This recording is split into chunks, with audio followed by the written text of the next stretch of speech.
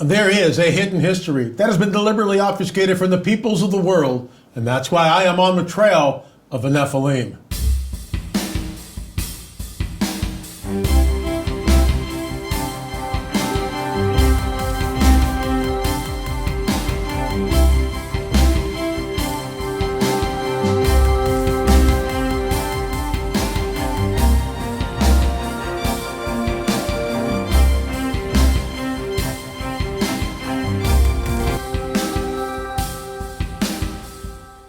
Today is January 24th. We're going to take you over to France, specifically to a place called Carnac France, and show you the very large enigmatic standing stones that are still intact. It is one of the most amazing sites I've ever been to. We'll get into that and so much more after a word from our sponsor. Weight management is a universal struggle. After we turn 20, the struggle becomes much harder.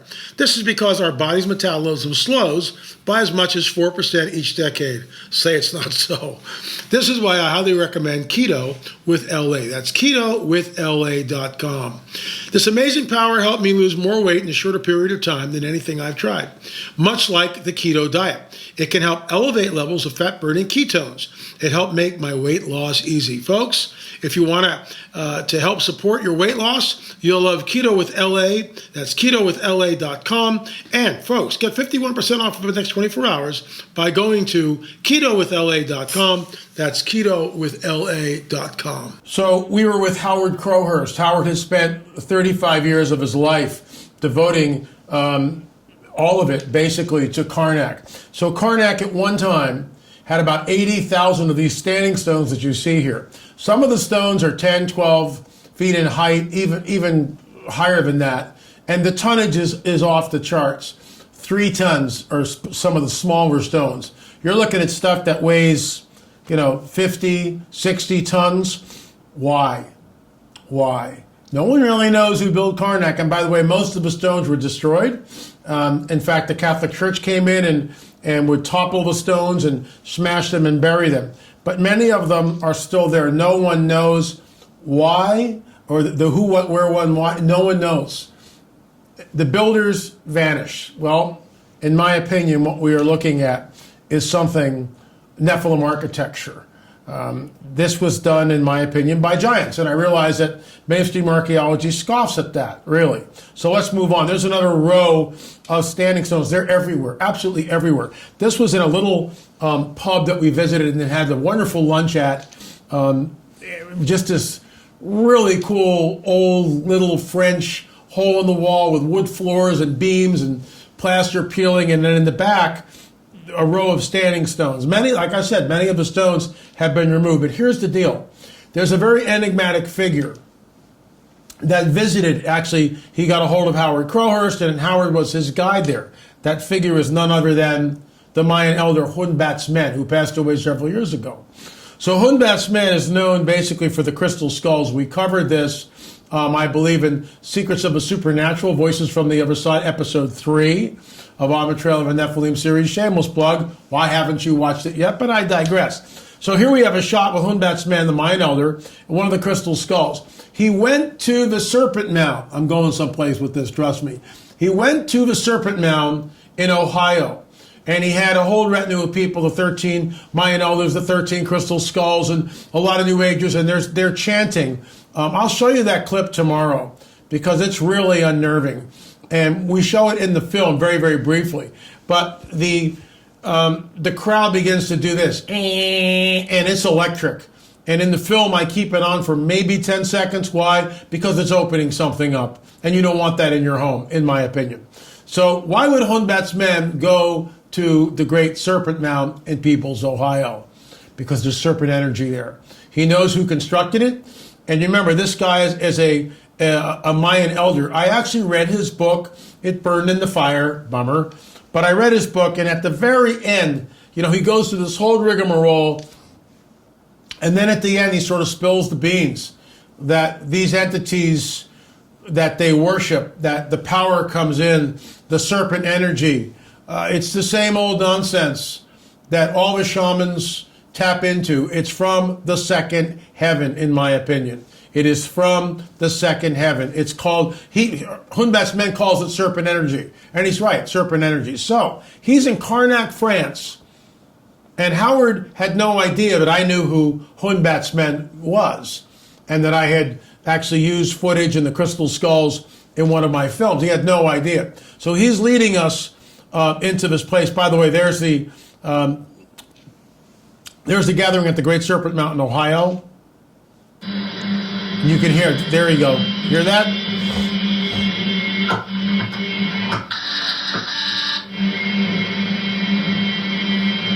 You don't think that's opening up something? Oh, yes, it is. They know exactly what they're doing. That's why they were there.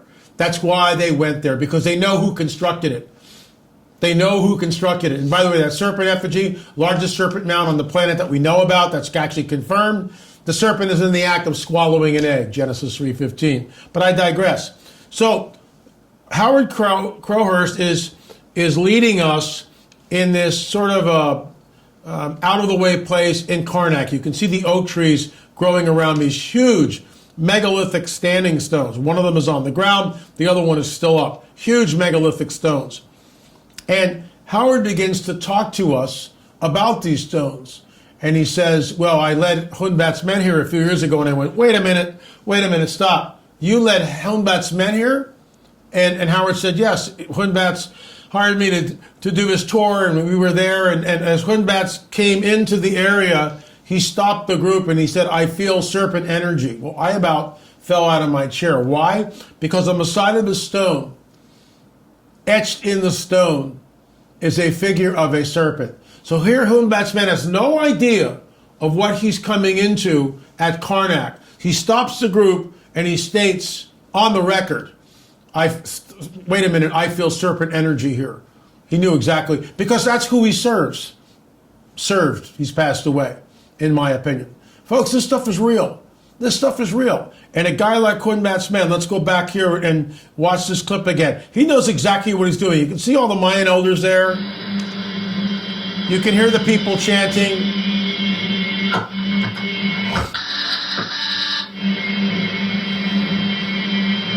They know exactly what they're doing and who it is they serve. And I'm going to just pray real quick. Father, we rebuke that in the name of Jesus.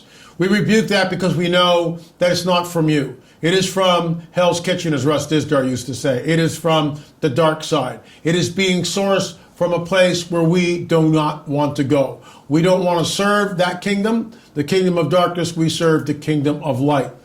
And that king of the kingdom of light is Jesus, the Messiah.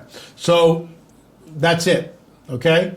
I won't go back to that clip. The bottom line is Hunbat's men is picking up on serpent energy. And on that rock, that huge standing stone that you see, is a figure of a serpent. It's very, very worn, very faint, but it's there. And people that came and looked at the site earlier knew about it. So we'll get more in depth about Hunbat's men as well as Carnac as the week rolls by. So moving right along, folks, if you want to check this out, please check it out.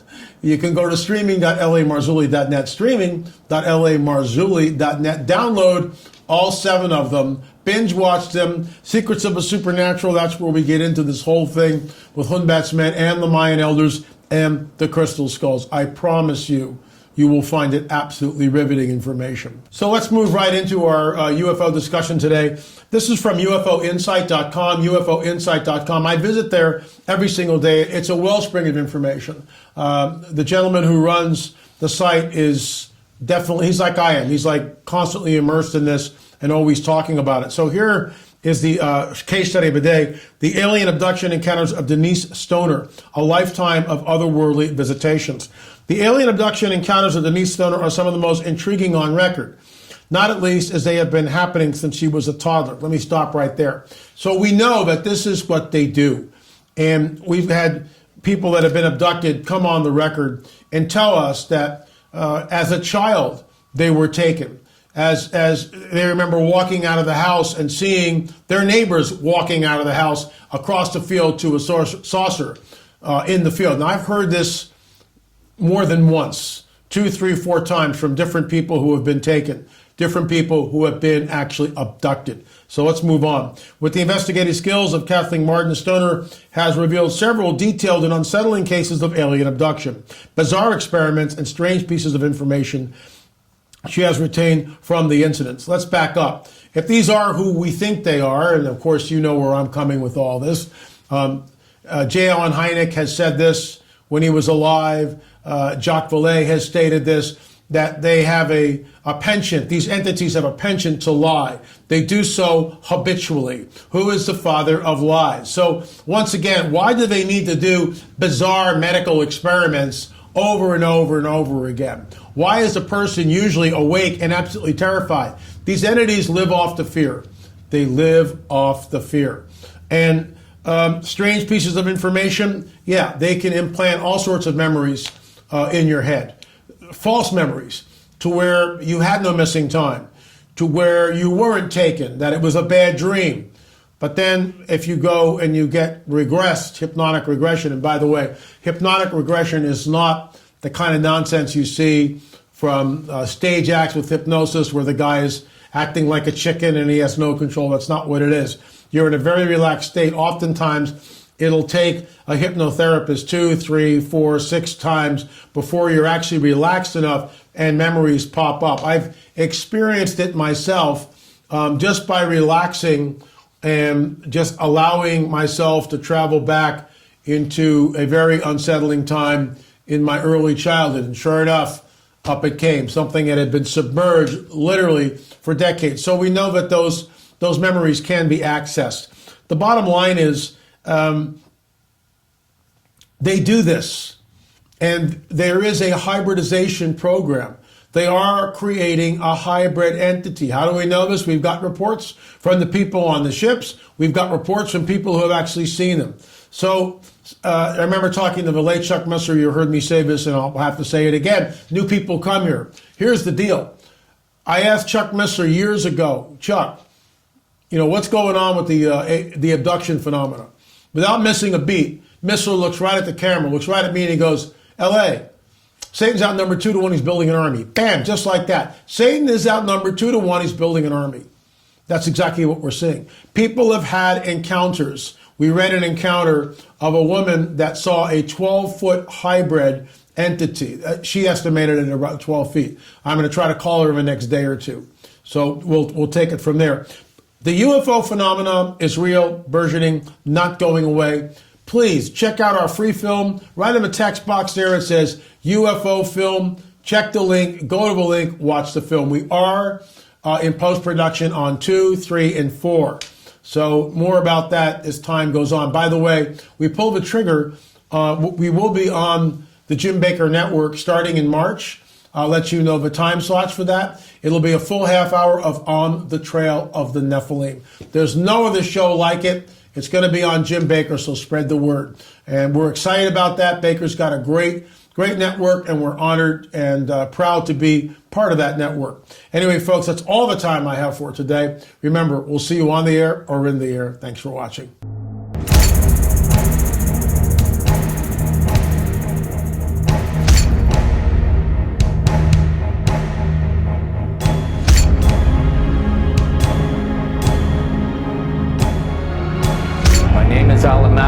I've seen a UFO. I've seen a UFO. And I saw a UFO. A UFO.